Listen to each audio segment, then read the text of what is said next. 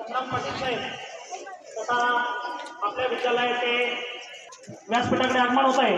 मी आदरणीय दादा पाटील साहेब तथा आपल्या विद्यालयाचे प्राचार्य आदरणीय गवले सर यांना विनंती करतो त्यांनी व्यासपीठावर स्थानापन्न व्हावं।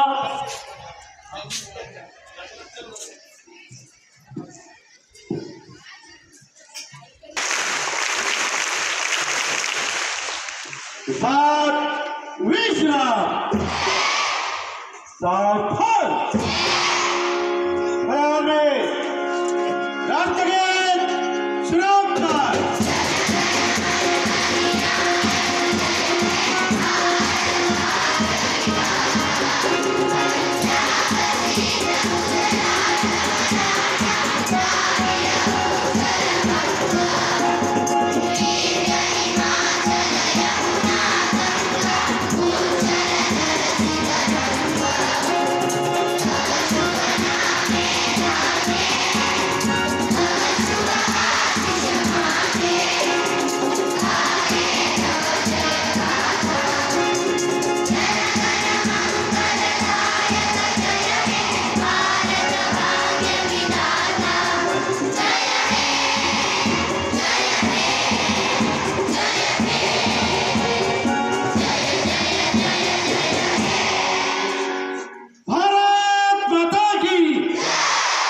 राज्यगीत श्रीरामकार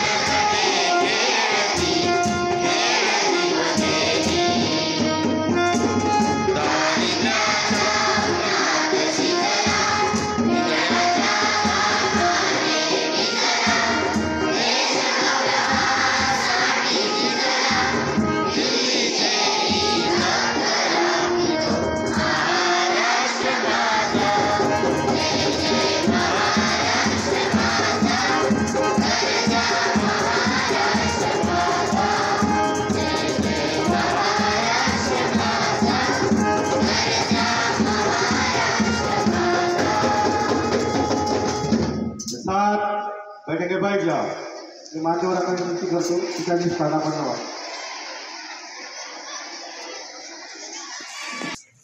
सुस्वागतम सुस्वागतम सुस्वागतम।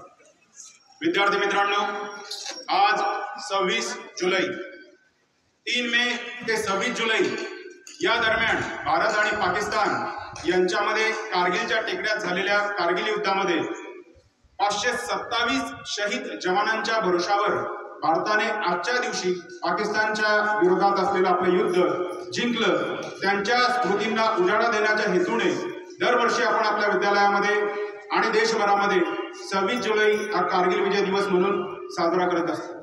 त्या निमित्ताने आयोजित या कार्यक्रमामध्ये आपल्या सर्वांचे मार्गदर्शक शिक्षण प्रसारक मंडळाचे सन्माननीय अध्यक्ष आदरणीय रामकृष्णदादा शेटे उपस्थित आहेत। मी आपल्या सर्वांच्या वतीने त्यांना विनंती करतो की त्यांनी आजच्या कार्यक्रमाचे अध्यक्षस्थान स्वीकारावं।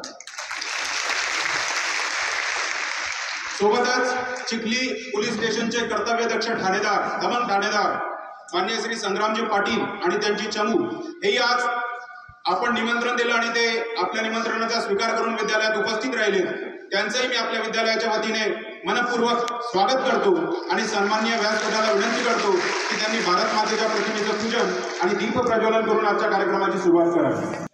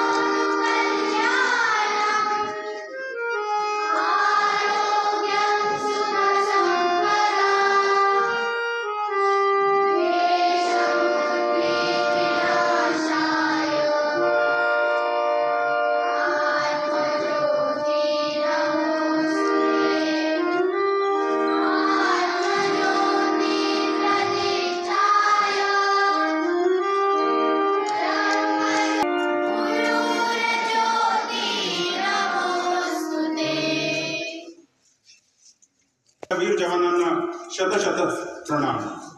विद्यार्थी मित्रांनो, सदैव ज्यांचं मार्गदर्शन आपल्याला लाभत असतं असे शिक्षण प्रसारक मंडळाचे सन्माननीय अध्यक्ष आणि आजच्या कार्यक्रमाचे अध्यक्ष आदरणीय रामकृष्णदादा शेटे आज आपल्यामध्ये उपस्थित आहे.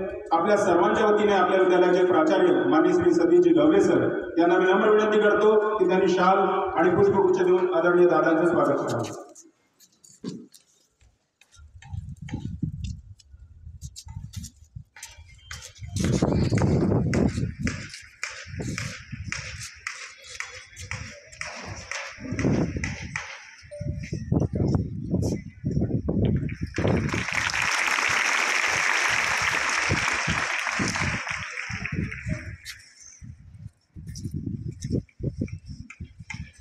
धन्यवाद सर.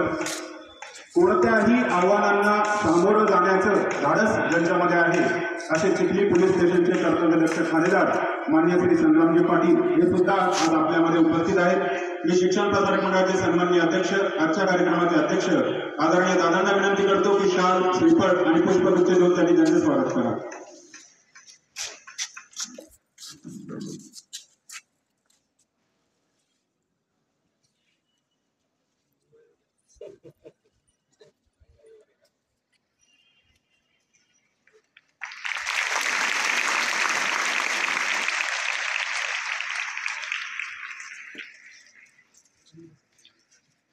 सर्वांचं स्वागत होऊन जाऊ द्या. स्काउट क्लॅप गो. यानंतर आजच्या कार्यक्रमाचे प्रास्ताविक, आजच्या कार्यक्रमाचा उद्देश आपल्या समोर सांगण्यासाठी मी आपल्या सर्वांचे मार्गदर्शक विद्यालयाचे प्राचार्य माननीय श्री सतीशजी गवले सर यांना निमंत्रित करतो.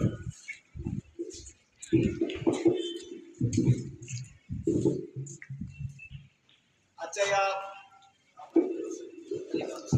मंडळाचे सन्माननीय अध्यक्ष आपले मार्गदर्शक आदरणीय रामकृष्णदादा शेटे आपल्या या कार्यक्रमासाठी मुद्दा म्हणून आपल्याशी हितगुज करण्यासाठी आपल्या चिखली पोलीस स्टेशनचे कर्तव्यदक्ष ठाणेदार आदरणीय संग्रामजी पाटील साहेब, माझे सर्व सहकारी अधिकारी, शिक्षक बंधू भगिनी, पत्रकार बंधू आणि पोलीस स्टेशनचे सर्व उपस्थित सन्माननीय बंधू भगिनी आणि विद्यार्थी मित्रांनो,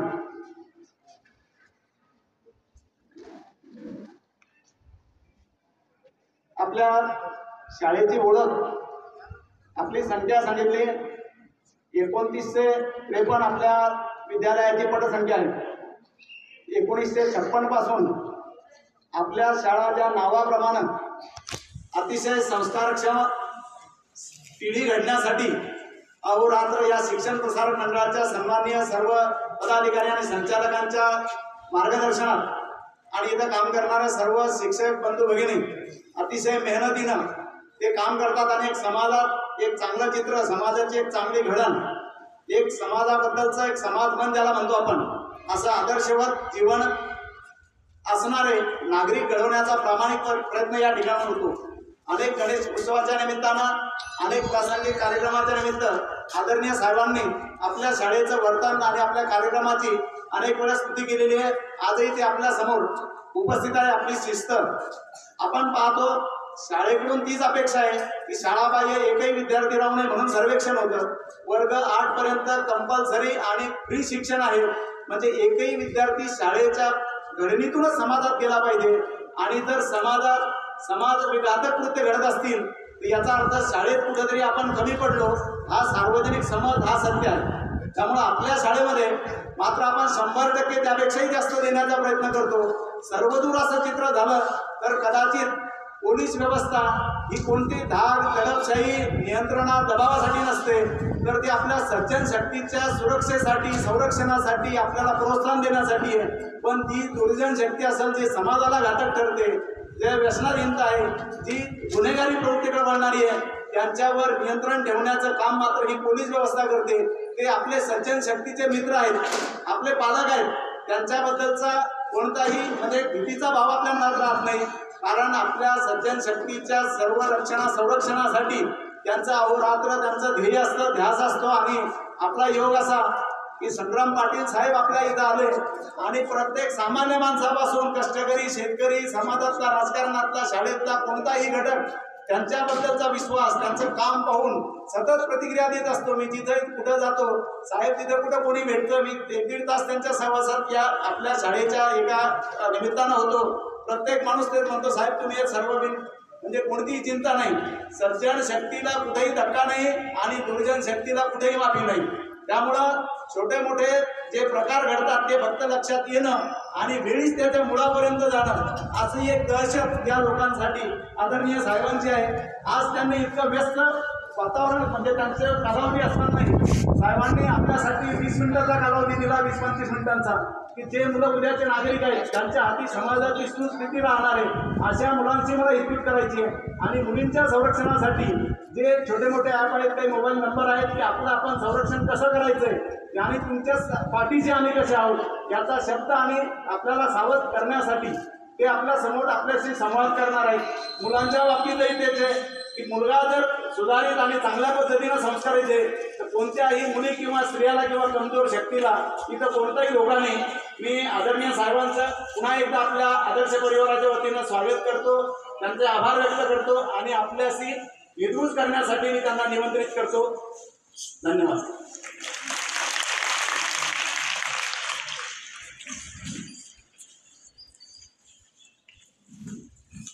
धन्यवाद सर.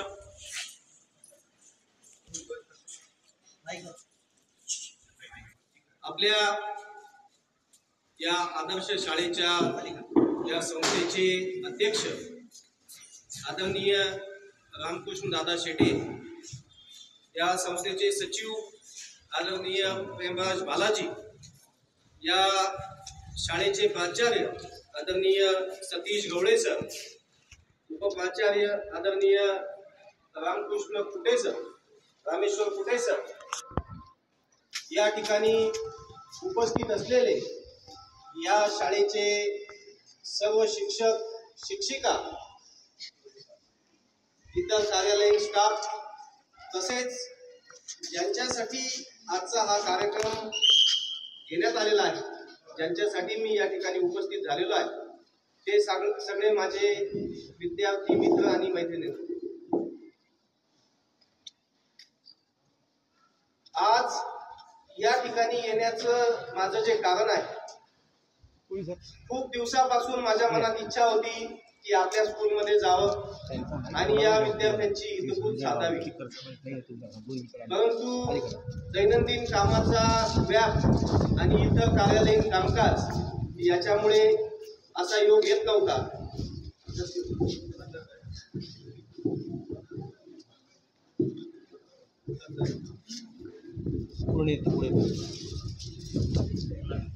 मधल्या काळामध्ये बऱ्याच वेळा या शाळेत येण्याचा योग आला, परंतु असं तुमच्याशी बोलणं झालं नाही.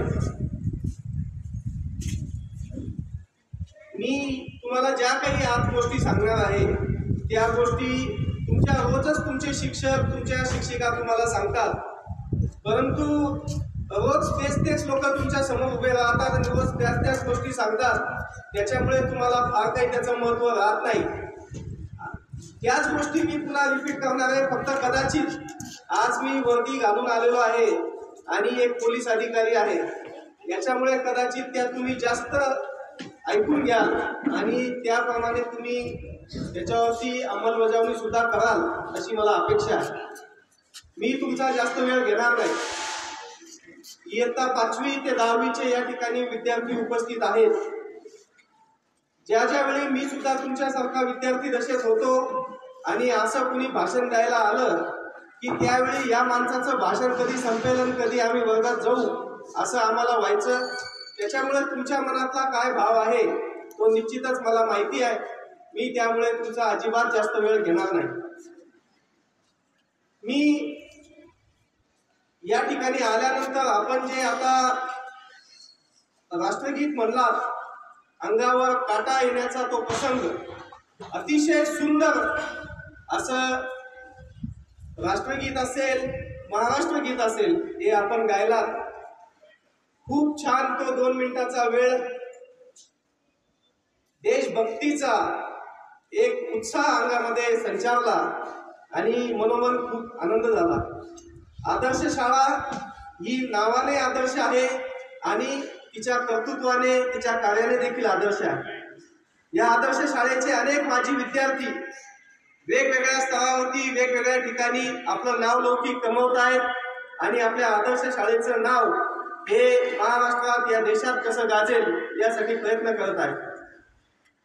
तुम्ही सुद्धा इथे बसलेले सगळे जे विद्यार्थी आहेत हे सुद्धा या आदर्श शाळेचं नाव भविष्यात कसं मोठं होईल यासाठी निश्चितच प्रयत्न कराल अशी मला अपेक्षा आहे. या शाळेत येण्याच्या मागचा अजून एक कारण म्हणजे जे काही नवीन कायदे आहेत, ज्या काही नवीन गोष्टी आहेत, आपण विद्यार्थी म्हणून जीवन जगत असताना आणि विद्यार्थी दशेनंतर आपण एक सुजाण नागरिक म्हणून जीवन जगत असताना कुठल्या गोष्टीचा आपण वापर करावा यासाठी काही गोष्टी सांगण्यासाठी मी या ठिकाणी आलेलो आहे. हे जे तुमचं वय आहे, इयत्ता 5वी ते 10वी किंवा 12वीचं वय, या वयामध्ये माणसाचं भविष्य दडलेलं आहे.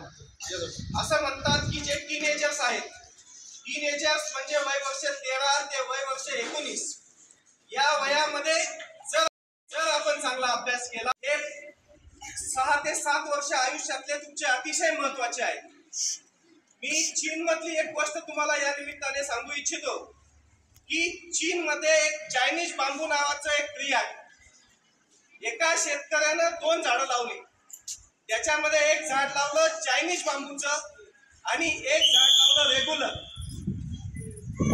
चायनीज बांबूच्या झाडाला सुद्धा तो तेवढंच पाणी देत होता आणि सर्वसाधारण झाडाला सुद्धा तो तेवढंच पाणी देत होता.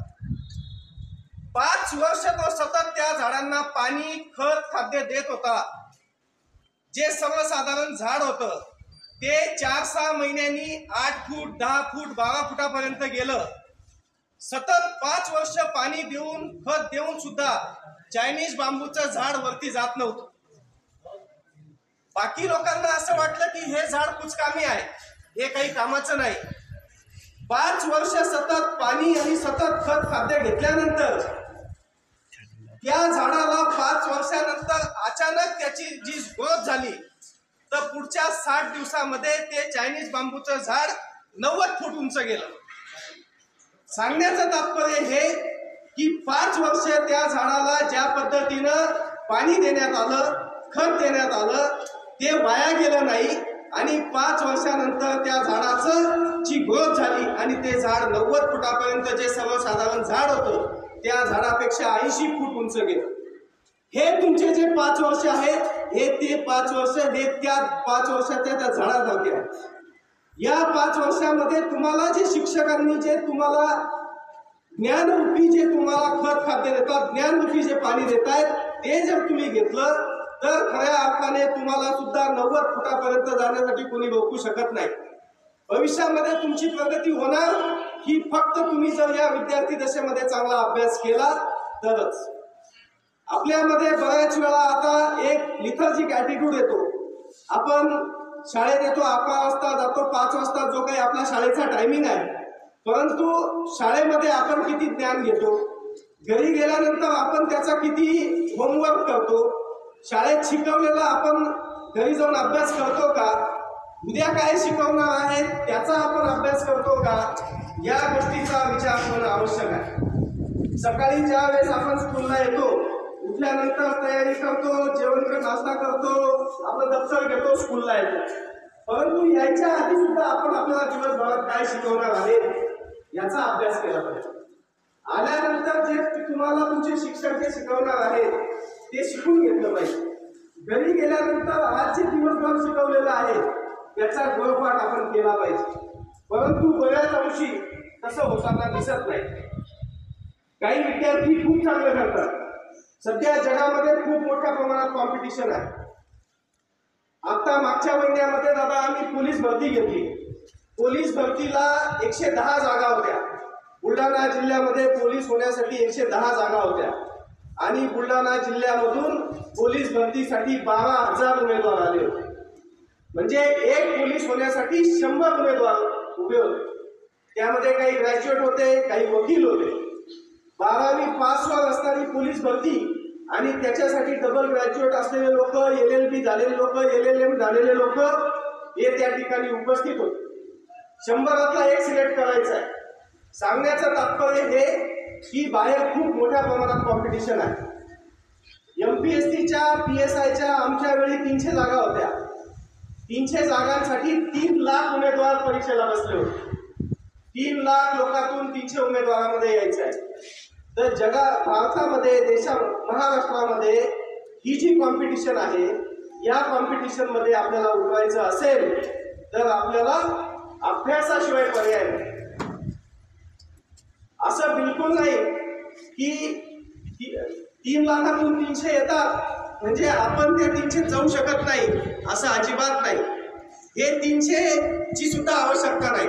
आपण एक आहोत आणि आपण एक विचार करायचा की एक जागा असेल तरी त्या ठिकाणी माझं सिलेक्शन होईल. असा आत्मविश्वास तुमच्यामध्ये निर्माण करायचा असेल तर त्यासाठी तुमचं बेसिक, तुमचा पाया पक्का असणं आवश्यक आहे. आणि तुमचा पाया म्हणजे काय तर तुमची इयत्ता 1ली ते इयत्ता 12वी. बाहेर गेल्यानंतर ग्रॅज्युएशन मध्ये दुसरं काही नसतंय. MPSCच्या परीक्षेत सुद्धा दुसरं काही नसतं. इव्हन UPSCच्या परीक्षेत सुद्धा दुसरं काही नसतं. तेच विज्ञान असतं, तेच सामाजिक शास्त्र असतो, तोच इतिहास, तोच भूगोल, तेच गणित, सगळं तेच असतं. तुमचा पाया पक्का असेल तर तुम्हाला पुढं ते सोपं जाईल. पाया पक्का नसेल तर एखादा विद्यार्थी तुमच्या 10वी पर्यंत खूप हुशार आहे, तर त्याला जी गोष्ट कॉलेजमध्ये 4 तासात समजेल, जर त्याचा तुमचा पाया कच्चा आहे तर तुम्हाला ती 10 तासातही समजणार. त्याच्यामुळे भविष्यातला तुमचा त्रास कमी करायचा असेल तर तुम्हाला आता अभ्यास करणं आवश्यक आहे. बरेच विद्यार्थी असा विचार करतात की आपण तर 6वीला आहे, आपण तर 8वीला आहे, आपण तर 9वीला आहे, आपण तर 11वीला आहे. महत्वाचं वर्ष 10वी आहे, महत्वाचं वर्ष 12वी आहे, 9वी आणि 11वी रेस्ट इयर आहे, असं बरेच लोक म्हणतात. रेस्ट बिस्ट काही नसते. 9वी मध्ये तुम्ही चांगला अभ्यास केला तर तुम्हाला 10वीचं येईल, 11वीचा अभ्यास चांगला केला तर 12वीचं येईल. त्यामुळे असं अजिबात कुणी हे रेस्ट इयर आहे असं समजू नये. आपण जीवनामध्ये कोणतंच वर्ष हे रेस्ट इयर नाही. इव्हन तुम्ही जेव्हा ग्रॅज्युएट व्हाल, तुम्ही नोकरीला लागाल, त्यानंतर सुद्धा कोणतंच वर्ष रेस्ट इयर नसतं. इथं जे शिक्षक आहेत त्यांचं तरी कुठं रेस्ट इयर झालं. शिक्षक झाल्यानंतर देखील थोडी रेस्ट इयर होतं. त्यामुळे रेस्ट इयर वगैरे हे काही नसतं. आपल्याला अभ्यास हा एकमेव पर्याय आहे. आपण अभ्यासासोबत समाजामध्ये वावरत असताना आपल्या सगळे मित्र असतील, मैत्रिणी असतील, कुटुंबातले भाऊ असतील, बहिणी असतील, नातेवाईक असतील, यांच्यासाठी आपण यांच्यासोबत चांगलं वागणं देखील आवश्यक आहे. आपला स्वभाव चांगला पाहिजे, आपला स्वभाव मनमिळावू पाहिजे, आपण सगळ्याला घेऊन चाललं पाहिजे. आपण छोट्या छोट्या गोष्टीमध्ये रुसवे नाही केले पाहिजे.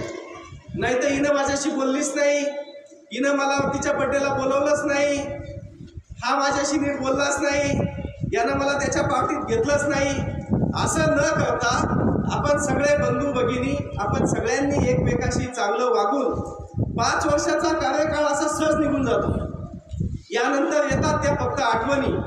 तुमचा हा जो ग्रुप आहे, आजपासून 10 वर्षांनी, 20 वर्षांनी जेव्हा तुम्ही तुमच्या वेगवेगळ्या क्षेत्रामध्ये काम करत असाल, जेव्हा तुमचे व्हॉट्सअप, फेसबुकचे ग्रुप असतील, त्यावेळेस आठवण काढाल की आपण सगळे कॉलेज शाळेमध्ये एकत्र होतो, आपला गेट टुगेदर झाला पाहिजे, आपण एकत्र आलो पाहिजे आणि मग त्यावेळेस तुम्ही एकत्र याल देखील. परंतु आता जे तुमचं जे आयुष्य चाललेलं आहे, या आयुष्यामध्ये आपण सगळ्यांनी एकमेकाला सांभाळून घेतलं पाहिजे, एकमेकाला मदत केली पाहिजे. ज्या काही गोष्टी कायद्यात नाहीत, ज्या काही गोष्टी समाजात चालत नाही, त्या गोष्टी आपण केल्या नाही पाहिजे. बरेच विद्यार्थी मी पाहतो वय वर्ष 18 कंप्लीट नाही तरी देखील चिखली शहरामध्ये 2 व्हीलर घेऊन फिरताना दिसतात. कुणाकडे स्प्लेंडर आहे, कुणाकडे पल्सर आहे, तर कुणाकडे बुलेट आहे. मुलींकडे कुणाकडे स्कूटी आहे, तर कुणाकडे ॲक्सेस आहे, तर कुणाकडे ॲक्टिव्हा आहे. आणि या आपण क्लासेसच्या निमित्ताने, दुकानात जायच्या निमित्ताने, घरी जायच्या निमित्ताने या गाड्या चालवतो. माझी आपल्याला ही विनंती आहे की जोपर्यंत तुमचं वय वर्ष 18 कंप्लीट होत नाही जोपर्यंत तुमच्या हातामध्ये लायसन येत नाही तोपर्यंत तुम्ही गाडी चालवली नाही पाहिजे.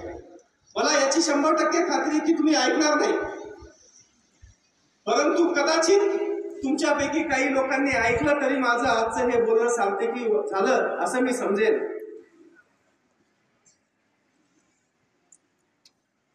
आपल्या घरामध्ये आपले आई, आपले वडील, आपल्या शाळेमध्ये आपले शिक्षक हे आपल्यासाठी खूप चांगलं सांगतात, परंतु आपण त्यांचं चांगलं सांगितलेलं फार काही मनावर घेत नाही. आणि कदाचित त्याच्याचमुळे मी आज आलेलो आहे की कदाचित मी काही सांगितलं तर तुम्ही मनावर घ्याल.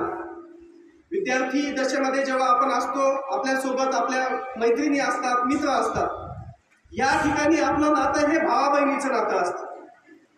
या मैत्रीच्या नात्यामध्ये आपलं टार्गेट हे अभ्यास आणि अभ्यासासाठी इतरांची मदत हे असणं अपेक्षित आहे. परंतु आता मोबाईलचा जमाना आलेला आहे, व्हॉट्सअप आहे, फेसबुक आहे, इंस्टाग्राम आहे, स्नॅपचॅट आहे. आपण घरी जातो, आपलं दप्तर टाकतो, आपल्या आईचा, आपल्या वडिलांचा मोबाईल घेतो आणि आपण रील्स बघतो, आपण चॅटिंग करतो, आपण नको त्या गोष्टी त्या मोबाईलमध्ये बघतो. मोबाईल, सोशल मीडिया ही चांगली गोष्ट आहे, परंतु त्याच्यातून आपल्याला बघायचंच आहे तर आपण काहीतरी चांगल्या लोकांची भाषणं ऐकावी, आपण आपल्या स्कूलच्या संबंधाने काहीतरी चांगलं ऐकावं, आपल्याला व्हॉट्सअप ग्रुपमध्ये आपल्या शिक्षकांनी काही सूचना दिल्या त्या आपण ऐकाव्या. ते आपण करत नाही आणि आपण भलत्याच बाहेरच्या जगामध्ये वावरतो. जगातला कुठल्या तरी कोपऱ्यामध्ये कुणीतरी काही रील्स बनवतं, आपण ते पाहतो, त्याच्या आहारी जातो. तसं न करता आपण त्याच्यातून जेवढं चांगलं घेता येईल ते घेण्याचा प्रयत्न केला पाहिजे. दुसरी जी गोष्ट महत्वाची आहे ती आपल्याकडे लायसन नाही, आपण गाडी चालवत नाही, परंतु असे किती पालक आहेत तुमचे, किती मुलींचे, किती मुलांचे वडील आई असे आहेत की ज्यांच्याकडे लायसन आहे, तर त्यांच्याकडे सुद्धा 80% लोकांकडे लायसन नाही. तुम्ही तुमच्या घरी गेल्यानंतर तुमच्या पालकांना सांगितलं पाहिजे की पप्पा आज आमच्या स्कूलमध्ये ठाणेदार साहेब आले होते, ठाणेदार साहेबांनी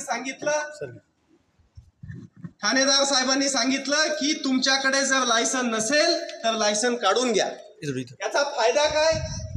याचा फायदा हा की कदाचित चुकून कुठं ऍक्सिडेंट झाला, काही झाला तर पहिला प्रश्न कोर्टात विचारला जातो की तुमच्याकडे लायसन आहे का, तुमच्याकडे गाडीची कागदपत्र आहेत का, तुमच्याकडे इन्शुरन्स आहे का. त्यावेळेस आपल्याकडे काही नसतं आणि मग कोर्टातून शेवटी आपल्यावर ब्लेम येतो. त्याच्यानंतर पोलीस जेव्हा गाडी पकडतात तेव्हा आपल्या खिशातून लायसन निघण्याच्या ऐवजी आधी मोबाईल निघतो आणि आपण मग कुणाला तरी फोन लावतो की माझी गाडी पकडली सोडवा.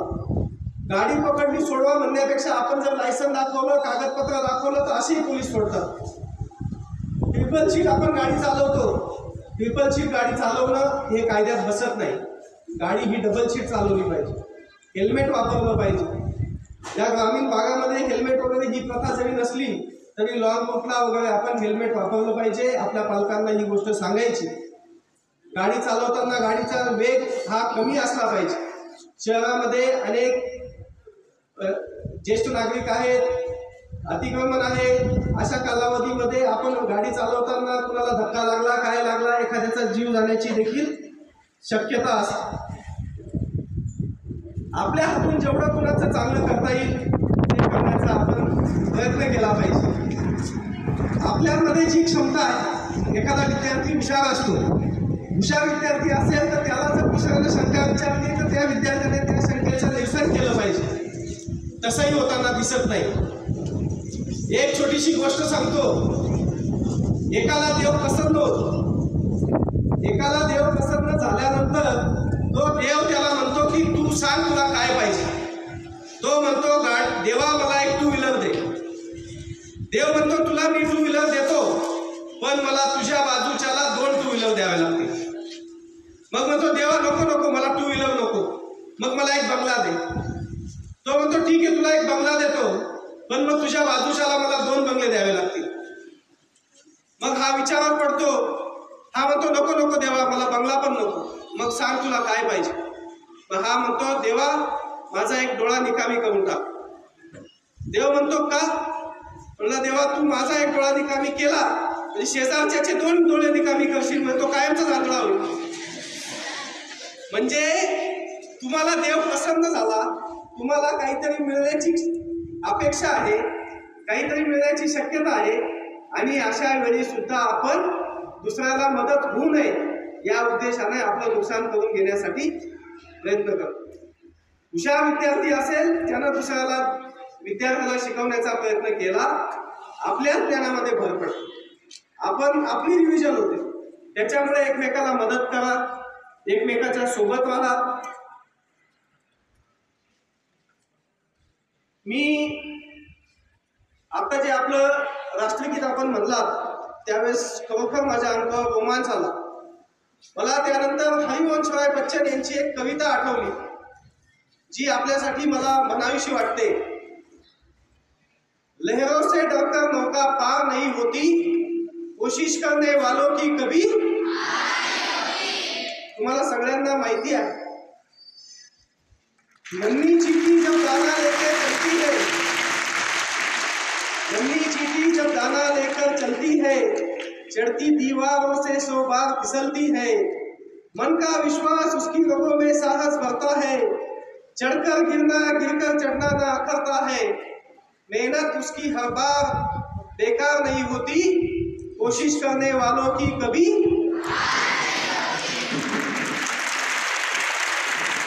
दुखिया सिंधु में गोताखोर लगाता है, दुखिया सिंधु में गोताखोर लगाता है, जा जाकर खाली हाथ लौट कर आता है. मिलते नहीं सहज मोती गहरे पानी में, मिलते नहीं सहज मोती गहरे पानी में, लेकिन मुट्ठी उसकी हर बार खाली नहीं आती, कोशिश करने वालों की कभी हार नहीं. असफलता एक चुनौती है, उसे स्वीकार करो. असफलता एक चुनौती है, उसे स्वीकार करो. क्या कमी रह गई देखो और सुधार करो. जब तक सफलता ना मिले नींद चैन को त्यागो तुम, जब तक सफलता ना मिले नींद चैन को त्यागो तुम. संघर्ष का मैदान छोड़कर मत भागो तुम, कुछ किए बिना ही जय जयकार नहीं होती, कोशिश करने वालों की कभी हार नहीं होती. तुम्ही मला राष्ट्रगीतातून माझा उत्साह वाढवला म्हणून मी माझं कर्तव्य समजतो की या कवितेतून मी तुमचा उत्साह वाढवा. तुम्ही खूप चांगले विद्यार्थी आहात, ही तुमची शाळा सुद्धा खूप चांगली आहे. तुम्हाला काही गोष्टी अशा जाणून घ्यायच्या असतील की साहेब या तर गोष्टी आम्हाला शिक्षक सांगतात, आमचे आई वडील सांगतात, होता होईल तेवढा आम्ही आमच्यामध्ये बदल करून घेऊ. परंतु साहेब तुम्ही PI कसे झालात, तुम्ही PSI कसे झालात, तुम्ही अशा कुठल्या शाळेत शिकलात की तुम्ही इथंपर्यंत आलात, हे सुद्धा आम्हाला जर सांगितलं तर कदाचित आमचा सुद्धा उत्साह वाढेल. म्हणून सांगू इच्छितो की माझी शाळा तुम्ही तर खूपच नशीबवान आहात की तुम्हाला चिखली शहरात एवढी सुंदर चांगली शाळा आणि शिक्षक लाभलेले आहेत. माझी शाळा याच्यापेक्षा फार छोटी होती. एका छोट्याशा खेड्यातून मी इथंपर्यंत आलेलो आहे. माझ्या शाळेची परिस्थिती अशी होती की एक छोटंसं 1000 लोकसंख्येचं गाव, त्या गावातला 5वीचा वर्ग या खोलीत, 6वीचा वर्ग त्या गल्लीत, 7वीचा वर्ग गोडाऊनमध्ये, 8वीचा वर्ग एकाच्या भाड्याच्या खोलीत, अशा पद्धतीनं आमची 5वी ते 10वीची शाळा होती. परंतु तुमचे जसे शिक्षक शिक्षिका अतिशय चांगले धडाडीचे तळमळीनं तुम्हाला शिकवतात, तसेच कर्तव्य दक्ष शिक्षक आम्हाला त्यावेळी लाभले. आणि मी तुम्हाला आता जे सांगितलं की पाया तुमचा पक्का होणं आवश्यक आहे, त्यामुळे जो 5वी ते 10वीचा माझा पाया पक्का झाला त्याच्यामुळं आम्हाला पुढच्या गोष्टी सोप्या झाल्या.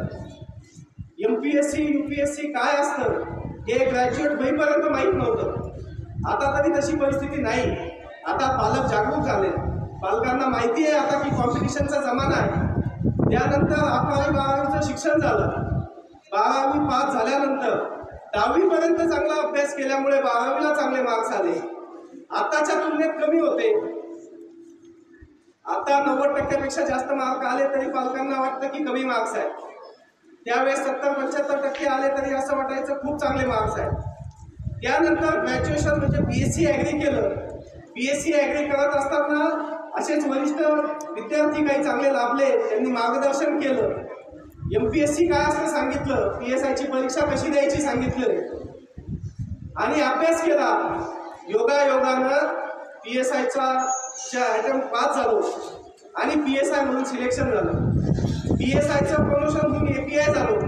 APIचं प्रमोशन होऊन PI झालो. आता PI चिखली पोलीस स्टेशनचा ठाणेदार म्हणून मी तुमच्या समक्ष बोलतोय. जर 5वी ते 10वी साधी इमारत नसताना जर मी इथंपर्यंत येऊ शकतो, तर आदर्श शाळेतले इतके चांगले शिक्षक आणि इतके चांगली इमारत असलेले विद्यार्थी सुद्धा भविष्यामध्ये खूप चांगल्या पदावर राहतील अशी मला निश्चितच अपेक्षा आहे. तुम्ही माझं ऐकून घेतलं, मला तुम्हाला जास्त बोर करायचं नाही. तुम्हाला जर काही शंका असतील, मी प्राचार्य सरांना विनंती करतो की सर, आमच्यासारख्याच्या येण्याने जर मुलांना मोटिवेशन मिळत असेल तर मीच नाही तर जिल्ह्याचे पोलीस अधीक्षक साहेब सुद्धा येथे आपण बोलू, ते सुद्धा तुम्हाला मार्गदर्शन करतील. कलेक्टर साहेब करतील, इथले तहसीलदार साहेब करतील. आम्ही या ठिकाणी आल्यानंतर जे आमचे 20 मिनिट अर्धा तास आपल्याला देतो, तुमचा आम्ही वेळ घेतो, त्या वेळेचा काहीतरी सदुपयोग झाला पाहिजे अशी अपेक्षा व्यक्त करतो.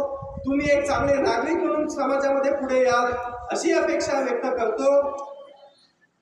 आणि या ठिकाणी मला इथं बोलवलं, माझा सन्मान केला, त्याबद्दल मी आभार व्यक्त करतो आणि माझे 2 शब्द संपवतो. धन्यवाद. जय हिंद, जय महाराष्ट्र. आपण आम्हाला जे अनमोल असं मार्गदर्शन केलं, आमच्या विद्यालयातील सर्व विद्यार्थ्यांच्या वतीने मी आपल्याला शब्द देतो की आपण ज्या ज्या अपेक्षा आमच्या विद्यार्थ्यांकडून व्यक्त केलेल्या आहेत, येणाऱ्या काळामध्ये आमचे सर्व विद्यार्थी त्या अपेक्षा पूर्ण करतील, कायद्याचंही तंतोतंत पालन करतील.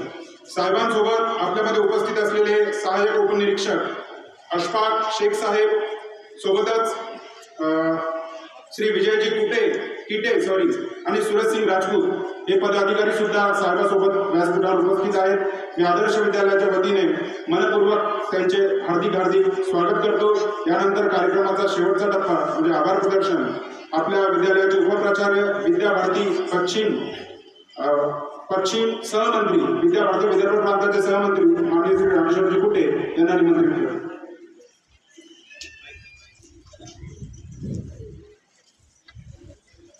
विद्येची देवता माता सरस्वती, सन्माननीय व्यासपीठ, सर्व पोलीस विभागाचे बंधू भगिनी, आदर्श विद्यालयाचे सर्व प्राध्यापक, शिक्षक, कर्मचारी बंधू भगिनी आणि विद्यार्थी मित्र, आज साहेबांनी आपल्याला बहुमोल असं या ठिकाणी मार्गदर्शन केलेलं आहे. मला वैयक्तिक असं वाटत होतं की पोलीस विभागातली सर्व मंडळी हे फक्त मैदानावरच काम करतात, परंतु सरांच्या उपयोगातून असं वाटलं की ते खूप मोठे वक्ते देखील आहेत आणि त्यांनी आपल्याला शुभेच्छाही दिलेल्या आहेत. त्यासोबतच आणखी आपल्याला मार्गदर्शन घडवून आणू असंही देखील सांगितलेलं आहे. मी सरांना आपल्या सर्वांच्या तर्फे निश्चितच सांगू इच्छितो की आमचे विद्यार्थी आपल्या सर्व सन्मान्य अधिकाऱ्यांचं उद्बोधन ऐकण्यासाठी बरोबर आहे. सर्व सन्मान्य अधिकाऱ्यांचं उद्बोधन ऐकण्यासाठी आम्ही देखील उत्सुक आहोत. त्यासोबतच सर देखील लवकरच त्यांचं प्रमोशन होईल आणि आपलेही ते आपल्याला परत एकदा उद्बोधन करण्यासाठी येतील अशी त्या परमेश्वराकडे प्रार्थना करतो. आणि आजच्या या कार्यक्रमाचे अध्यक्ष आदरणीय दादा यांनी अध्यक्ष घोषवलं त्याबद्दल विद्यालयाच्या वतीनं त्यांचे आभार मानतो. आदरणीय पाटील सर यांनी देखील या ठिकाणी आले, आपला बहुमोल वेळ, अमूल्य वेळ आपल्याला दिला. अतिशय सुंदर असं मार्गदर्शन त्यांनी आपल्याला केलेलं आहे. विद्यालयाच्या वतीनं त्यांचे आभार मानतो. सरांची सर्व चमू, चिखली पोलीस स्टेशनची सर्व चमू यांचे आभार मानतो. विद्यालयाचे प्राचार्य, पर्यवेक्षक, प्राध्यापक, शिक्षक, शिक्षकेतर कर्मचारी बंधू यांचेही आभार मानतो. आणि विद्यार्थी मित्र, आज खरोखर तुम्ही शांततेने सर्व कार्यक्रम ऐकला. आणि म्हणून आपल्या सर्वांचं कौतुक करतो, अभिनंदन करतो. पुनच एकदा सर्वांचे आभार मानून आजचा हा छोटासा कार्यक्रम संपला असं जाहीर करतो. धन्यवाद. माध्यमिक व उच्च माध्यमिक विद्यालय चिखली या ठिकाणी आज चिखली पोलीस स्टेशनच्या वतीने आम्ही एक छोटासा कार्यक्रम आयोजित केला होता. विद्यार्थ्यांची हितगुज साधणे आणि त्यांना मार्गदर्शन करणे, त्यांना कायदेविषयक मार्गदर्शन करणे हा त्यामागचा मुख्य उद्देश होता. समाजामध्ये वाढत चाललेली गुन्हेगारी, व्यसनाधीनता, स्त्रियांवर होणारे अत्याचार या अनुषंगाने विद्यार्थ्यांमध्ये जाऊन त्यांना भविष्यामध्ये एक सुजाण नागरिक होण्यासाठी काय गोष्टींची आवश्यकता आहे, त्यांनी भविष्यामध्ये जीवन जगताना कुठल्या गोष्टीचा अवलंब केला पाहिजे, कायद्याचं कसं पालन केलं पाहिजे याबद्दल त्यांना मार्गदर्शन केलं. कायद्यामध्ये ज्या काही तरतुदी आहेत याबाबत देखील त्यांना अवगत केलेलं आहे. महिला मुली यांचं संरक्षण यासाठी ज्या काही उपाययोजना आहेत तसेच त्यासाठीच्या ज्या कायद्यात तरतुदी आहेत याबाबत देखील त्यांना मार्गदर्शन करण्यात आलं आणि अतिशय सुंदर असा कार्यक्रम रामकृष्णदादा शेटे यांच्या अध्यक्षतेखाली आदर्श विद्यालय या ठिकाणी पार पाडण्यात आलेला आहे. साहेब, या ठिकाणी या संस्थेबद्दल 2 शब्द काय सांगणार आदर्श विद्यालय? चिखली शहरामध्ये ठाणेदार म्हणून नेमणूक झाल्यापासून या संस्थेच्या या आदर्श शाळेमध्ये येण्याचा खूप वेळा प्रसंग आला. अतिशय सुंदर अशी इमारत, सुंदर वास्तू, सुंदर परिसर आणि अतिशय चांगले शिक्षक या शाळेत लाभलेले आहेत. या शाळेचा इतिहास पाहिला तर या शाळेतले अनेक विद्यार्थी हे मोठमोठ्या पदावर आहेत, जे चिखलीचा नावलौकिक मोठा करत आहेत. सध्याचे जे विद्यार्थीसुद्धा जे आहेत या विद्यार्थ्यांसाठी सोबत जेव्हा हितगुज साधली तेव्हा खरोखर शिक्षकांनी या विद्यार्थ्यांवर केलेली मेहनत ही त्याच्यातून दिसून येते आणि चिखली शहराचे एक भवितव्य चांगलं घडण्यासाठी या आदर्श शाळेचा खूप मोठा सिंहाचा वाटा या चिखली शहरासाठी लाभलेला आहे. शेती कामासाठी आणि माती कामासाठी शिक्षण सप्ताह अंतर्गत शालेय शिक्षण व शिक्षण विभागाच्या माध्यमातून 22 जुलै ते 28 जुलैच्या दरम्यान हा विद्यार्थीचा साप्ताहिक कार्यक्रम आहे. त्या अंतर्गत आदरणीय उपप्राचार्य कुठे सर विद्यार्थ्यांना घेऊन कुठं दिलं सर तुम्ही? आता आपण सर्वप्रथम जो खरेदी विक्रीचा व्यवहार चालतो त्या ठिकाणी जाणार आहे. त्याच्यानंतर आपण शेतात जाणार आहे. त्याच्यानंतर आपण माती परीक्षण, नंतर कला विभागाचं बांबूचं काम असेल, हे सर्व राष्ट्रीय शैक्षणिक धोरणाच्या दृष्टिकोनातून हे आपण विद्यार्थ्यांना प्रात्यक्षिकाद्वारे शिकवत आहे आणि भारत सरकारची जी शिक्षण प्रणाली आहे त्याच्यात हा आदर्श विद्यालय या ठिकाणी 100% सहभाग घेत आहे. धन्यवाद सर. चला जलशुद्धीकरण या सुंदर अशा पाण्याच्या स्वच्छ विभागाच्या या वॉटर फिल्टरला आज विद्यार्थ्यांना घेऊन आलेले आहेत आणि त्याबद्दल मार्गदर्शन देत आहेत. पाणी शुद्ध कसं होतं आणि शुद्धतेचं महत्त्व आदरणीय उपप्राचार्य कुठे सर या विद्यार्थ्यांना सांगत आहेत. आदरणीय सर्व शिक्षक बंधू, विद्यार्थी मित्र, 22 जुलै ते 28 जुलै दरम्यान भारत सरकारद्वारा जो शिक्षण सप्ताहाचं आयोजन केलेलं आहे त्यातला आजचा हा 5वा दिवस आणि 5व्या दिवसात पहिला जो आपला उपक्रम झाला तो म्हणजे पालक सभेच्या माध्यमातून विद्यार्थ्यांना, पालकांना आपण कसं राहिलं पाहिजेत, आपलं करिअर काय असलं पाहिजे या संबंधीचं मार्गदर्शन सकाळच्या सत्रामध्ये झालेलं आहे. आणि आता दुसऱ्या सत्रामध्ये आपण विविध अशा प्रकारचे जे उपक्रम आहेत त्यासाठी आपली आज या ठिकाणी आलो आहोत. त्यातला जो पहिला उपक्रम आहे तो म्हणजे शुद्ध जल. पाण्यामुळे आपल्याला सर्व आजार होत असतात, सर्व प्रकारचे आजार. उदाहरणार्थ पाण्यातून थोडंसं जरी इन्फेक्शन झालं तर अमिबासारखा आजार होतो आणि आपल्याला लगेच पळावं लागतं जोरात, किंवा संडास उलटी आपण ज्याला म्हणतो हे आजार होतात. थोडक्यात पाण्यामुळे सगळे आजार होतात आणि म्हणून पाणी शुद्ध कसं असतं ते कशा प्रकारे पिलं पाहिजे अशा प्रकारचा महत्त्वाचा भाग यामध्ये आहे. आणि ते पाणी कसं फिल्टर होतं ते आपण 2 मिनिटात पाहून येऊ आणि आपण वर्गात पूर्वी कापसे सर तुम्हाला ते वर्गात घ्यायचं काही वॉटर प्लांट आहे आणि या ठिकाणी आपण आता वॉटर फिल्टरचा जो प्लांट आहे हा कशा प्रकारे शुद्धीकरण होतो हे विद्यार्थ्यांना प्रात्यक्षिकाच्या माध्यमातून दाखवण्यात येणार आहे.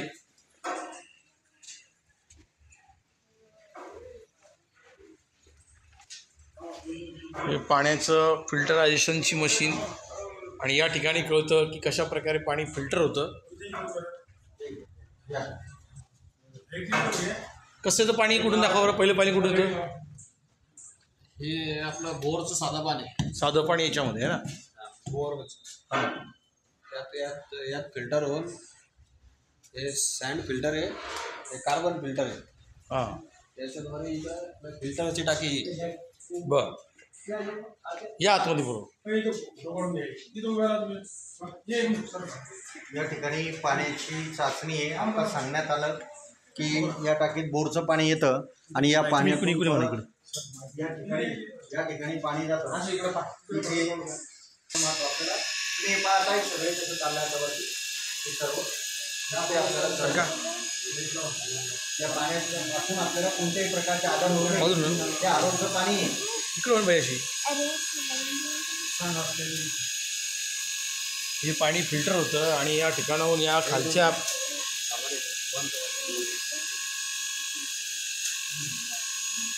हे खराब पाणी याच्यात आलं आणि आता स्वच्छ पाणी ते तिकडे गेलं.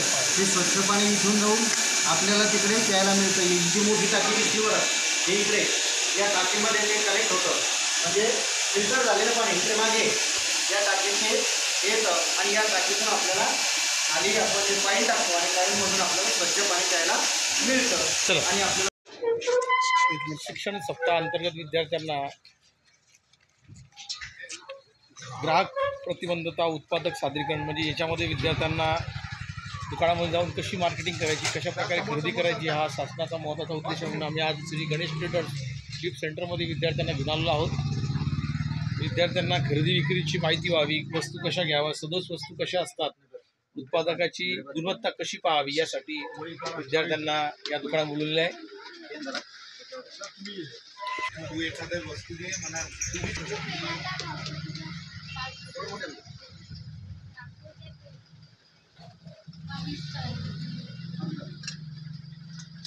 विद्यार्थ्यांना आपल्या कल्पकतेतून कशा प्रकारे वस्तू घ्यायची,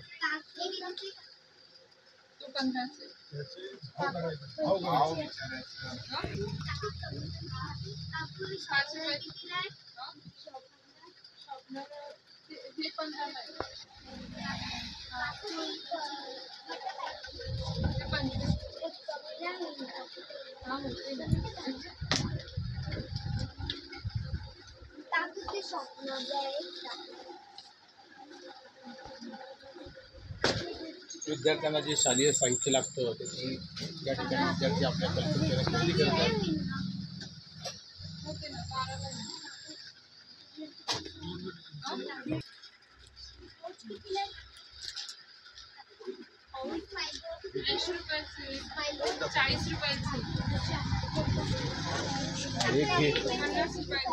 हां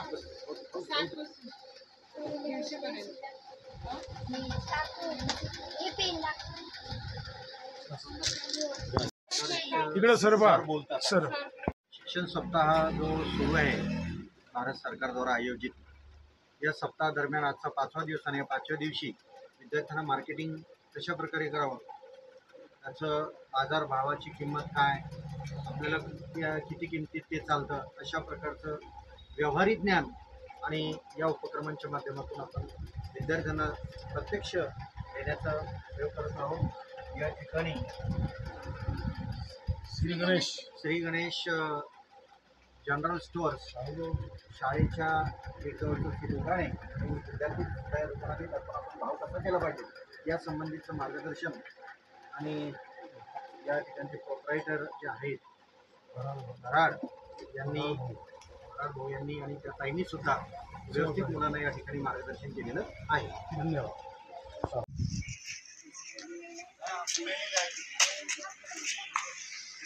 उद्धार केलेला आहे. शिक्षण सप्ताह अंतर्गत विद्यार्थ्यांना ऐतिहासिक स्थळांची माहिती व्हावी म्हणून आमच्या चिखली शहरातील अतिशय जुनं असं हेमाडपंथी मंदिर श्री अंधेरा महादेव संस्था या ठिकाणी विद्यार्थ्यांना घेऊन आलेले आहेत. उपप्राचार्य श्री कुटे सर आहेत, विद्यार्थी आहेत. आणि या ठिकाणी गोपालकृष्ण कुलकर्णी सर इतिहासाचे शिक्षक, त्याचबरोबर कला शिक्षक सुधीर शेटे सर या ठिकाणी आलेले आहेत. इतिहासाचे शिक्षक आमचे मित्र गोपाळ कुलकर्णी सर इतिहास शिक्षक आहेत या ठिकाणी आहेत. उपप्राचार्य कुटे सर आहेत आणि विद्यार्थ्यांना या पूर्णपणे ऐतिहासिक मंदिराची माहिती देत आहेत आदरणीय कुटे सर. आदरणीय सर्व शिक्षक बंधू आणि विद्यार्थी मित्र, आपल्याला या वास्तूबद्दल, या ऐतिहासिक वास्तूबद्दल, हा आपला संपूर्ण वारसा आहे, सांस्कृतिक महत्त्व याबद्दल आपण माहिती पाहत आहोत. ऐतिहासिक स्थळ, आपण ऐतिहासिक स्थळी जातो, जसं वेरूळ असेल, अजिंठा असेल, एखाद्या किल्ल्यावर गेलं असेल, दौलताबादच्या किल्ल्यावर गेलं असेल, तर अशा ठिकाणी आपल्याला ऐतिहासिक आपला वारसा कसा होता, त्याला पण त्याचं जतन कसं केलेलं आहे आणि आपण त्याचं जतन करावं का, ही वास्तुशिल्प, त्याचा या साहित्याचा अभ्यास आणि या क्षेत्रातील इतिहास, त्याचा वारसा आपण जाणवावा हा एक दृष्टिकोन शासनाच्या समोर होता. त्याचं जतन करणं, संरक्षण करणं हे आपलं सर्वांचं महत्त्व आहे. आणि आपली ही संस्कृती, भूतकाळातील ऐतिहासिक संस्कृती म्हणतोय आपण, ही भूतकाळातील संस्कृतीचं जतन आणि संरक्षण करणं हे आपलं सर्वांचं, प्रत्येकाचं कर्तव्य आहे. तेच या ठिकाणी आपण शिकण्यासाठी आलेलो आहोत. या ठिकाणी आपण हे पाहिलेलं या वास्तूसाठी सुंदर अशा प्रकारचं सर्व आजीवन देणगी देणारी भक्तगण अन्नदाते देखील आहेत. आणि असाही वारसा आपल्याही देखील प्रेरणा मिळावी हा एक भाग या ठिकाणी आहे. काही इतिहासातील आपण छत्रपती शिवाजी महाराज, शंभूराजे असतील आणि महाराणा प्रताप असतील, त्या शूरवीरांचं आपण माहिती सर्वांना इतिहासाच्या पुस्तकातून माहितीच आहे. अंधेरा महादेवाचं हे मंदिर ऐतिहासिक चिखली शहरातील मंदिर आहे. भव्य दिव्य असं हे मंदिर, आदिन काळापासून या मंदिराचा इतिहास चिखली शहरांना माहिती आहे. अतिशय स्वच्छता असलेलं हे मंदिर आहे. अंधेरा महादेवाचं मंदिर चिखली शहराचा जुन्या गावातील ऐतिहासिक हा वारसा आहे. साधारणतः शेडे सर किती वर्ष असतील, किती तुमच्या लहानपणापासून वेळ? माझ्या आजोबासोबत मी लहानपणापासून येतो. पूर्वी हेमाडपंथी मंदिराचं बांधकाम वेगळं होतं. वरतून पायऱ्या खाली होत्या हेमाडपंथी दगडाच्या माध्यमातून. आणि जुन्या काळात राजे महाराजाच्या काळामध्ये पूर्ण झाडाच्या जंगलामध्ये पूर्ण मोठमोठाली झाडे या मंदिराच्या आजूबाजूला होती, असे आमचे आजोबा वगैरे सांगायचे पूर्वी. आम्ही या ठिकाणी मी या भागामधला आहे. तसे आमच्या या भागामधील बापू देशमुख हे या भागामधील परिसरामध्ये राहतात. पण त्यांनी ते सांगितले की जुन्या काळातील पारंपरिक जे सांगत आलेले जुने लोक हे फार पूर्वी जुन्या काळामधील हेमाडपंथी मंदिर महादेवाचं आहे. ही जी पिंड आहे ही त्या काळातली जुनी पिंड असून अंधारा महादेव म्हणून प्रसिद्ध आहे. अंधारा का म्हणायचे? कारण की इथून किरण यायचे खिडकीतून फक्त सकाळी. पूर्वीच्या काळी याचं दगडाचं असं बांधकाम होतं. समोर 2 खोल्या होत्या, त्या खोल्या पाडून इथं उजेड केलेला आहे. एक मिनिट. नारायणराव देशमुख आपल्याला अंधेरा महादेवाच्या ऐतिहासिक पार्श्वभूमी आणि इथे असणारं मंदिर याबद्दल विद्यार्थ्यांना माहिती देत आहेत. हे फार पुरातन.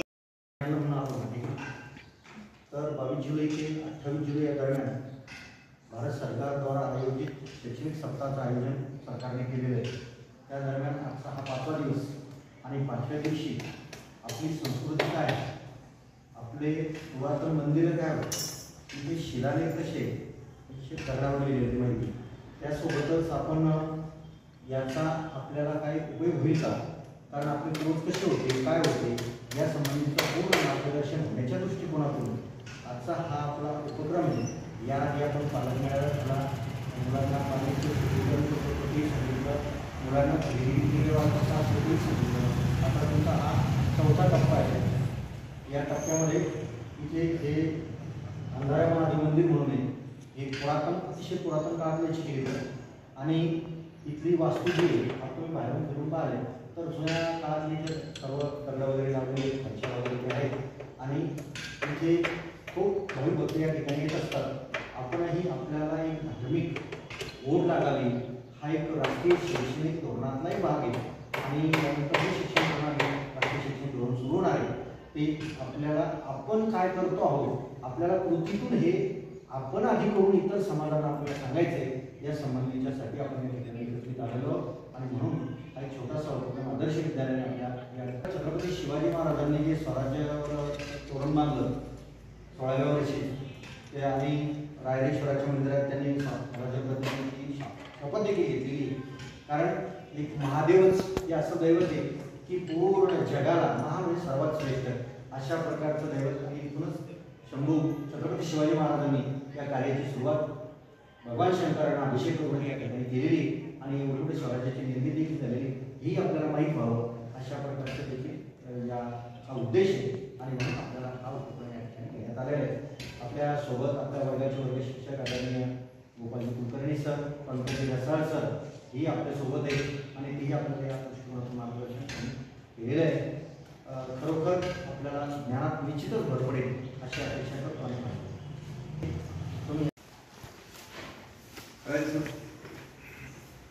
विद्यार्थी मित्रांनो, आज आपण शिक्षण सप्ताहाच्या 5व्या दिवशी आपले जे सांस्कृतिक वारसा, प्राचीन शिल्प जे असतात, शिल्पकला, त्याची निर्मिती कशी होती त्याचा अभ्यास करण्यासाठी एक आजच्या दिवशी त्या स्थळाला भेट देणं हा आपला हेतू आहे. आज आपण आदर्श विद्यालयातून प्रातिनिधिक स्वरूपात काही विद्यार्थी या ठिकाणी आलो आणि इथं प्राचीन बांधकामाची व्यवस्था कशी होती, त्यावेळेचे संसाधनं जे उपलब्ध असतील त्यातूनही त्यावेळेच्या कलावंत जे होते त्यांनी किती मेहनतीतून हे सर्व शिल्प उभं केलेलं आहे त्याचा पूर्ण आपला भारतीय संस्कृतीचा वारसा पुढं चालवणं, त्याची माहिती करून घेणं हा यामागचा उद्देश आहे.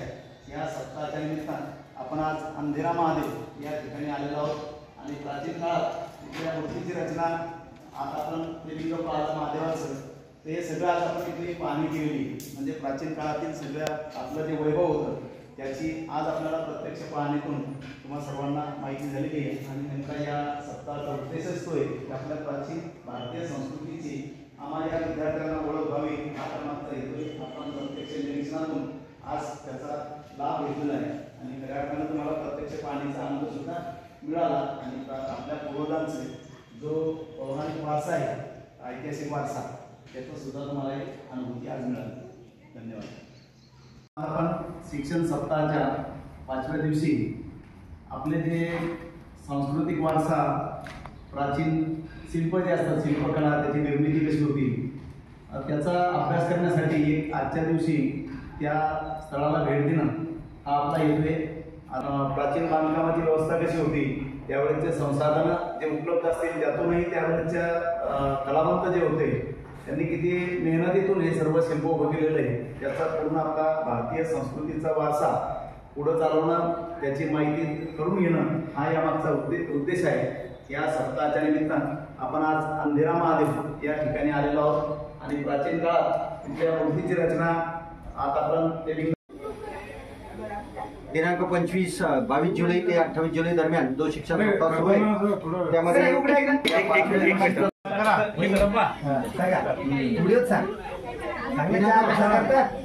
दिनांक 22 जुलै ते 28 जुलै या दरम्यान जो शिक्षण सप्ताह सुरू आहे त्यातला हा आजचा 5वा दिवस.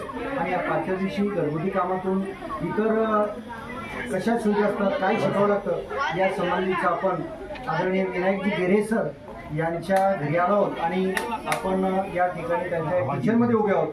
त्या ठिकाणी स्वयंपाक करणे, चहा करणे असेल, पोहे करणे, नाश्त्याच्या संबंधीचे सर्व तयार करणे आणि त्या ठिकाणची स्वच्छता, त्याचं नियोजन, त्याचं मोजमाप आणि या ठिकाणी किती वेळ लागतो, काय त्या वेळेचं व्यवस्थापन देखील या ठिकाणी आपण करतो. आणि वेळ होत असताना संयम देखील कसा ठेवावा या संबंधीचं देखील विद्यार्थ्यांना मार्गदर्शन केलं जात आहे. स्वयंपाकातील एखादा खाद्यपदार्थ तयार करण्यासाठी लागणारे त्याचं साहित्य, पाककृती ज्याला आपण म्हणू, या दरम्यान पुन्हा हे तयार करत असताना त्याची सुरक्षितता, सोबतच त्याचे नियम आणि स्वच्छता ही देखील माहिती आहे. साफसफाई, स्वच्छता, स्वच्छतेचं महत्त्व या माध्यमातून आपल्याला लक्षात आलं असेल. आणि हा घरातला, किचनमधला हा जो उपक्रम या ठिकाणी आदर्श विद्यालयातील विद्यार्थ्यांनी आदरणीय प्राचार्य गवळे सर आणि सर्व शिक्षक बंधू यांच्या मार्गदर्शनाखाली विनायकजी गेरे सर, सपत्नीक आदरणीय आमच्या वहिनी साहेब यांनी या ठिकाणी विद्यार्थ्यांना मार्गदर्शन केलेलं आहे आणि हा उपक्रम या ठिकाणी आमचा संपन्न झालेला आहे. या ठिकाणी आदर्श विद्यालयातील विद्यार्थ्यांनी आदरणीय प्राचार्य गवळे सर आणि सर्व शिक्षक बंधू यांच्या मार्गदर्शनाखाली विनायकजी गेरे सर, सपत्नीक आदरणीय आमच्या वहिनी साहेब यांनी या ठिकाणी विद्यार्थ्यांना मार्गदर्शन केलेलं आहे आणि हा उपक्रम या ठिकाणी आमचा संपन्न झालेला आहे. चहा कशी केली मग? सांगा ना पोरी. मीठ किती टाकलं, मीठाचं प्रमाण सांग ना, मीठ किती टाकलं. अरे चहा काय काय टाकलं असं सर विचारतील. हा, आता तुम्ही हे चहा करताय, चहामध्ये सर्वप्रथम काय केलंय? चहामध्ये सर्वात आधी पाणी टाकलं, त्यामध्ये पत्ती आणि साखर टाकून ते उकळून घेतलं, नंतर त्यामध्ये दूध टाकून ते उकळून चहा घेतलं. पण चहा अजून चहा स्वादिष्ट करण्यासाठी अजून काय टाकलं? साखरेनंतर पत्तीनंतर अजून काय टाकलं त्याच्यामध्ये? अजून मसाला कुठला? इलायची, अद्रक, चहा मसाला, गवती चहा. ओके ओके, धन्यवाद. कशामध्ये येणार चहा ताई? मसाला चहा. ओके ओके, धन्यवाद. अतिशय सुंदर असं या शिक्षण सप्ताहामध्ये विद्यार्थ्यांना घरगुती स्वयंपाकाच्या ज्या काही महत्त्वाच्या पाककला आहेत त्यामधली चहा ही आज आमच्या आदर्श विद्यालयाच्या विद्यार्थ्यांना या ठिकाणी दाखवलेली आहे. आदरणीय प्राचार्य गवले सर सुद्धा या ठिकाणी आहेत. आता मी गवले सरची मुलाखत नंतर घेतो.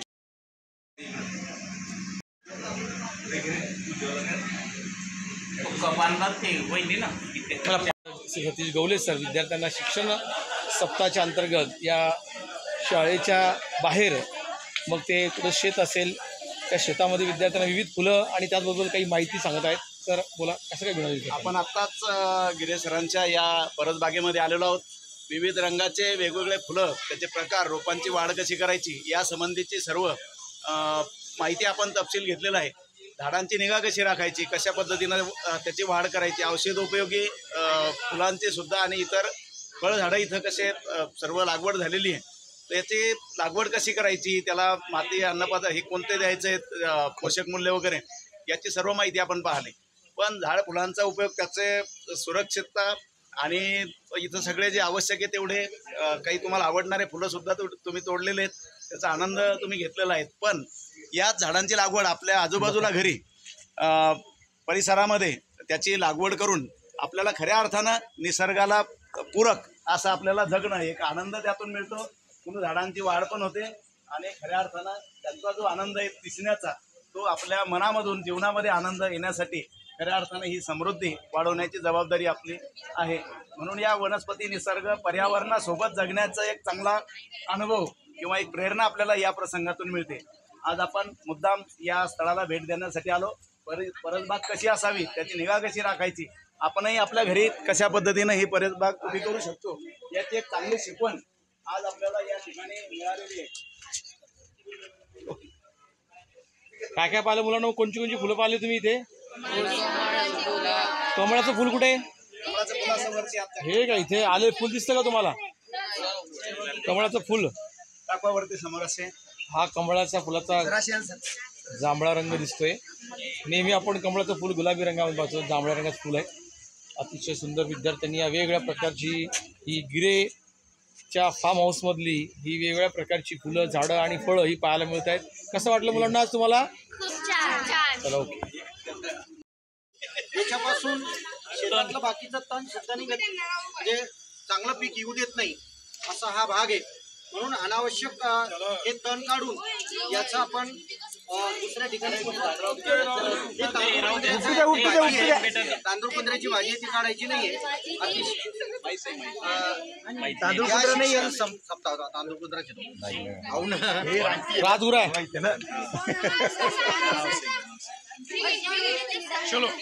शिक्षण सप्ताहात हा जो आपला उपक्रम आहे बागकाम, प्रत्येकाने बागात काम करून आपलं निसर्ग देखील या पर्यावरणाच्या माध्यमातून वाढवलं पाहिजे. विद्यार्थ्यांना शेताची बद्दल माहिती व्हावी, शेतामध्ये येणारे पीक, शेतातील वेगवेगळ्या पदार्थाची माहिती, त्याचबरोबर शेतामध्ये होणाऱ्या सगळ्या गोष्टींची माहिती आज या ठिकाणी विद्यार्थ्यांना मिळत आहे.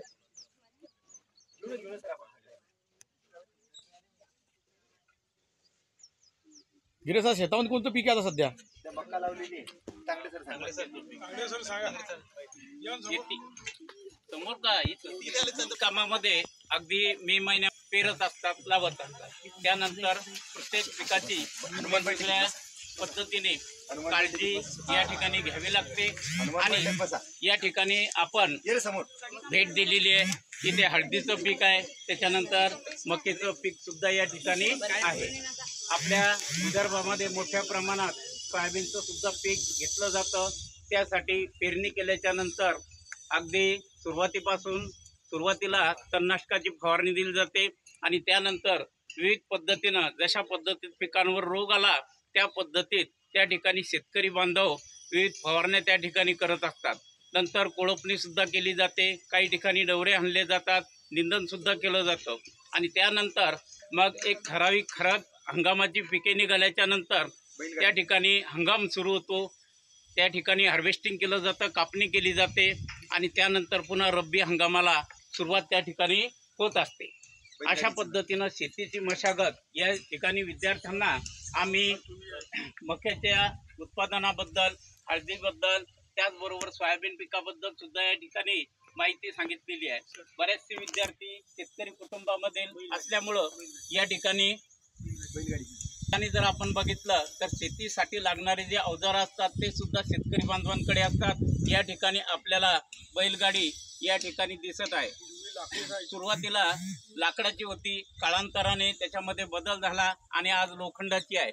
आज शेतीमध्ये विज्ञान तंत्रज्ञानाने फार प्रगती केलेली आहे. ट्रॅक्टरच्या सहाय्यानं या ठिकाणी आधुनिक पद्धतीनं शेती असेल, फवारणी असेल किंवा हार्वेस्टिंग असेल हे कामं मोठ्या प्रमाणात सध्या सुरू आहे आणि त्यामुळं विज्ञान तंत्रज्ञानाच्या आधारे देशाची उन्नती आणि प्रगती होऊन राहिलेली आहे. अन्नधान्याच्या बाबतीमध्ये सुद्धा देश अतिशय समृद्ध झालेला आहे. एकेकाळी या देशाला अन्नधान्य सुद्धा लागत होतं. आता मोठ्या प्रमाणामध्ये अन्नधान्य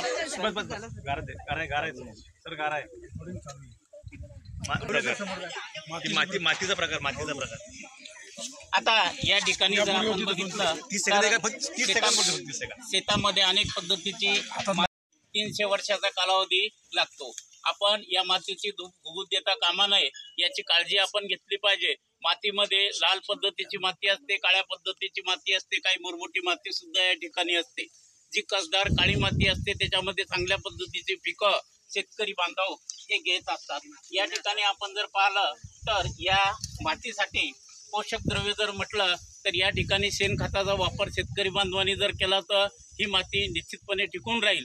आज काळाची ती गरज आहे. रासायनिकचा वापर कमी करून या ठिकाणी आपण शेणखताचा वापर केला, सेंद्रिय पद्धतीनं शेती केली तर निश्चितपणे भारताचं भवितव्य शेतकरी बांधवांचं उज्ज्वल आहे. क्या बात. तांगडे सर आपले शेतकरी म्हणून त्यांचा सत्कार, शेतकरी मित्र. ओके. विद्यार्थ्यांना बांधकामाची सुद्धा माहिती या ठिकाणी दिल्या जात आहे. गाऊनवर बोलत विद्यार्थ्यांना शिक्षणाबरोबरच शेती आणि गोठ्याची माहिती शिक्षक देत आहेत. तिकडे बघा, तिकडे मोबाईल चला. एक फोटो घ्या, चल बाकी तुम्ही चला मुली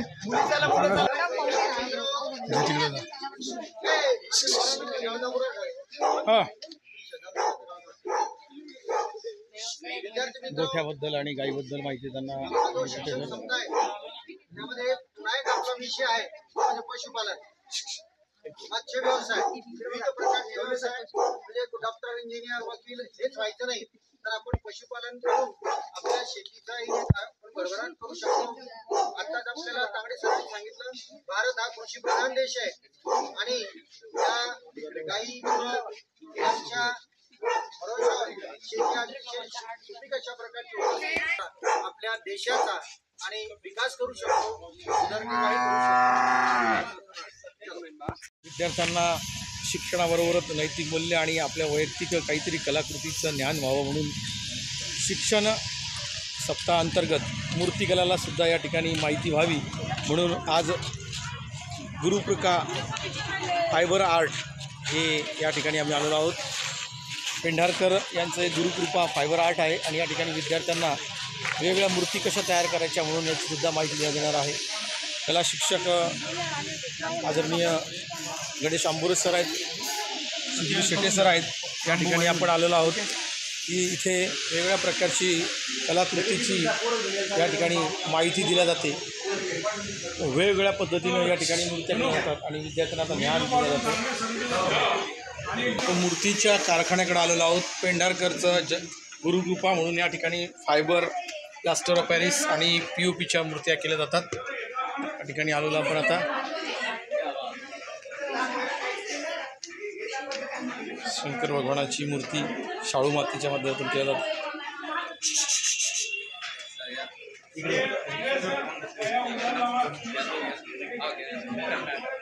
ए कन्या या. इकडे या, इकडे या. विद्यार्थी मित्रांनो, ही अशी माती आहे, त्याला अमूर्त माती म्हणतात. काय म्हणतात? अमूर्त माती. शाडूची माती. शाडू कुठली माती? शाडू माती. शाडू मातीमध्ये याची अशी हैसियत आहे किंवा असा गुणधर्म या मातीचा, या मातीला कितीही वेळा रियूज करा. आता ही मूर्ती तयार केली की तयार केल्यानंतर याचा साचा तयार होईल. साचा तयार झाल्यानंतर परत ही मूर्ती परत कामात येईल. अशी किती काही वेळा ही माती कामात येते मूर्तिकला करण्यासाठी. पुण्याला काय म्हणतात? अमूर्त माती. काय म्हणतात? शाडूची माती, अमूर्त माती. बरोबर आहे. त्या मातीपासून कलाकार तिथे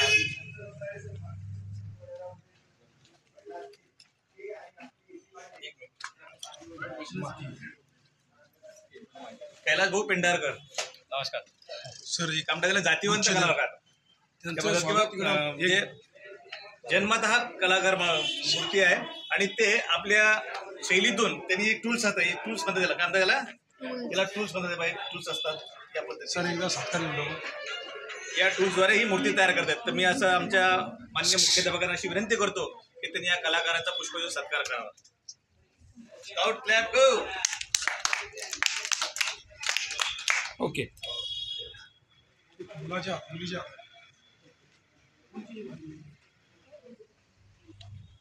एक कोणती मुलगी द्या ना सत्कार.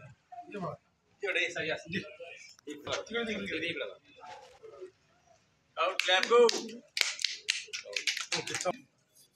एक आहे आणि या मूर्तीमध्ये ही कला आहे. मूर्तिकला म्हणजे एक जिवंतपणा या मूर्तीमध्ये आपल्याला आताही अजून पूर्णत्वास जाण्याचा खूप वेळ आहे अजून त्याला, तरी पण किती जिवंतपणा दिसतोय. ही कला आहे आणि ही कला देखील कन्या ही कला देखील आपण स्वतः शिकू शकतो आणि आपण आपल्या देशाच्या आर्थिक विकासाला हातभार लावू शकतो. आपल्या कुटुंबाचा देखील उदरनिर्वाह यामधून होऊ शकतो. म्हणून आपण हे शिकण्यासाठी आदरणीय आपले कैलास भाऊ पेंढारकर यांच्या या कारखान्यावरती आपण आलेलो आहोत आणि तिथे आपल्याला त्यांनी मार्गदर्शन केलेले आपले कला शिक्षक Sudhir Shete sir, Rahul Pawar sir, Ambore sir यांनी सुद्धा आपल्याला या कलेबाबतीत मार्गदर्शन करत असतात आणि आपला स्वतःचा आपण या ठिकाणी जो रोजगार आहे तो निर्मिती करू शकतो. आणि आमचे राहुल भाऊ पवार सर हे देखील कलाकार आहेत. हे देखील अशा प्रकारचं काम विद्यार्थ्यांना स्वयंरोजगाराच्या माध्यमातून सांगत असतात. खरोखर या सर्वांचे आदर्श विद्यार्थ्यांच्या सर्वांचे धन्यवाद आणि आदर. ऑन द स्पॉट या ठिकाणी शाळू मातीपासून एक कलाकृती करण्याचं प्रात्यक्षिक आदरणीय अंबोरे सर, आदरणीय आमचे सुधीर शेटे सर या ठिकाणी सांगत आहेत. उपप्राचार्य कुटे सर यांना मार्गदर्शन करत आहेत आणि विद्यार्थ्यांना मातीपासून कशा प्रकारची काही कलाकृती तयार होती याचं प्रात्यक्ष अंबोरे सर, शेटे सर या ठिकाणी दाखवत आहेत. सर काय करताय नेमकं तुम्ही? आपण फ्लॉवर पॉट, ॲस्ट्रे आणि कुंडी येस येस येस छोट्या स्वरूपात दाखवतात. त्या स्वरूपामध्ये शाडू मातीच्या माध्यमातून आणि मला असताना त्याच्यावर डिझाईन तयार आपण करू शकतो. विविध प्रकारची याच्यावर आपण वल्या माध्यमातून याच्यावर डिझाईन अशा पद्धतीने आपण वेगवेगळी डिझाईन याच्यामध्ये करू शकतो. माती पावसाचं वातावरण असल्यामुळे माती जरा थोडी. ही माती काय किलो भेटते दादा? कुठून मिळते सध्या? मुंबई. पण ही माती ही माती जी आहे ही नैसर्गिक आहे का आर्टिफिशियल आहे? टोटल नैसर्गिक नैसर्गिक माती. समजा गुजरात राजस्थान बॉर्डरवर तयार होते ही माती. समजा गुजरातवरून आणतो आपण, म्हणजे याचे खदानी राहतात नदीसाठी खदानी, आणि नो केमिकल, विदाऊट केमिकलची माती. विदाऊट म्हणजे त्याचा साईड इफेक्ट्स नाही आहे? नो साईड इफेक्ट काहीच नाही. धन्यवाद धन्यवाद. यांनी ही जी शाडू माती किती वेळा यूज केली जाते? किती वेळा? कारण की एकदा केली, मूर्ती तयार केली, परत मूर्ती फोडली, परत केली, कित्येक वेळ तयार करतात. कुठली माती वापरतात? ती शाडू माती. ही कलाकार आहेत आपले कैलास भाऊ पेंढारकर. यांच्या हातून बुलढाणा जिल्ह्यात नव्हे तर औरंगाबाद, मुंबई, पुणे या ठिकाणी देखील मूर्त्या गेलेल्या आहेत. कोणाला इच्छा आपली कधीतरी आले तर कधी मार्गदर्शन करू शकतात. कधी येईल, एखाद्याला आवड असते. शिक्षण सप्ताहाच्या माध्यमातून द्यायला या शिक्षण सप्ताहाच्या दरम्यान या ठिकाणी आपला न्यू कृष्णा बाबू मर्चंट बांबू मर्चंट असं या ठिकाणी आपण आलेलो आहोत आणि या बांबूपासून विविध प्रकारचे शेतीसाठी लागणारे, काही घरासाठी लागणारे, काही आपला बरेचशा उपयोगात येणारे बांबूपासून तयार होणारे साहित्य अशा प्रकारचे या ठिकाणी आहे। या बांबूपासून नेमकं काय काय तयार होतं आपल्याला ह्या आजी या ठिकाणी आता सांगणार आहे। कारण आपल्या उदरनिर्वाहासाठी आपण सगळेच जण नोकरीवर लागू असं नाहीये, म्हणून यातून आपल्याला काहीतरी आपला स्वतःचा देखील आपण उद्योग बघू शकतो, आहे की नाही? म्हणून शासनाने आपल्यासाठी मुद्दा मांडलेली योजना आहे।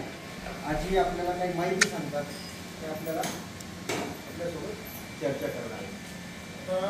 काय काय बांबूचे प्रकार वेगवेगळे प्रकारचे बांबू असतात, त्याच्यामध्ये जे आम्ही त्याला काय म्हणतो, हा वेल वेलापासून, हा वेलापासून होतो अखंड आहे, त्याला गरम करून मग वापरले जातात। त्याच्याला हा अखंड, हा जमिनीतला आहे, वेला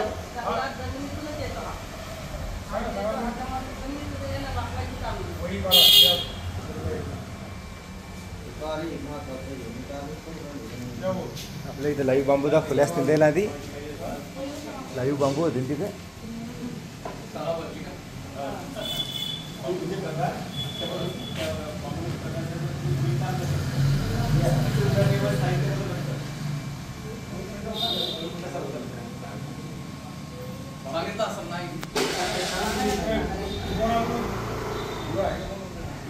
पुरी नेले, हा ठीक आहे।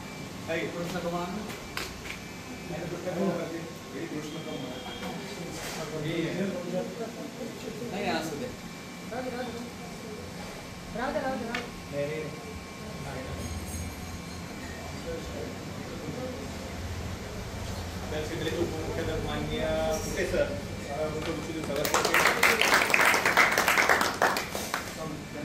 आणि या माध्यमातून आपल्या आदर्श कनिष्ठ महाविद्यालयामध्ये आपण अशा प्रकारचा उपक्रम हा शिक्षण सप्ताहाच्या माध्यमातून राबवत आहोत आणि तो नक्कीच आपल्या जीवनात हा प्रेरणादायी, किंबहुना आपल्याला रोजगार मिळणारा असा ठरणार आहे आणि म्हणून अशा प्रकारचा आहे।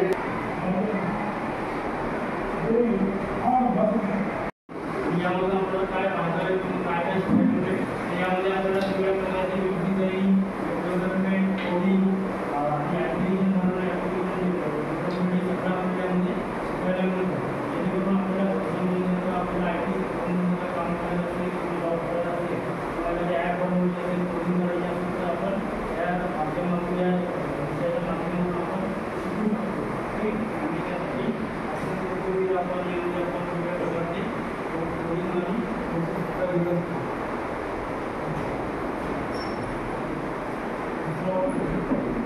आहे ज्यामध्ये जे हॅकर असतात ती हॅकर काय करतात की कोणत्याही सिस्टीमला हॅक करतात आणि या दिवसामध्ये किंवा या जनरेशनमध्ये भरपूर त्यांचे केसेस समोर आहे। तुम्ही साधारणतः ऐकलं असेल की आपण आता प्रत्येकजण मोबाईलवर व्यवहार करतात।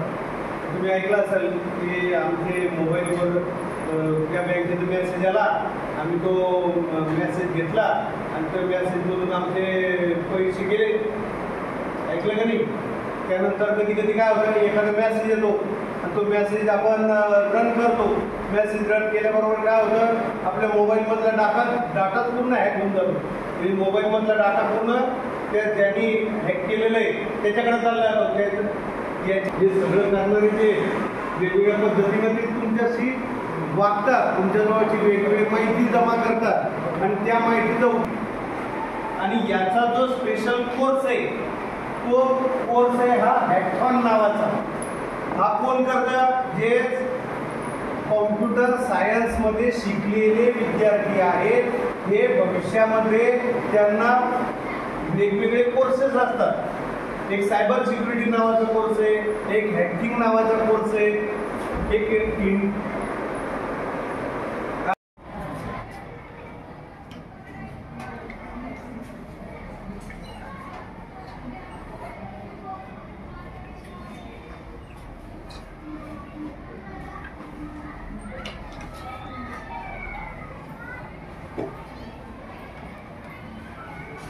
किंवा आमच्या काळामध्ये गाद्या दुलया हा विषय नव्हता.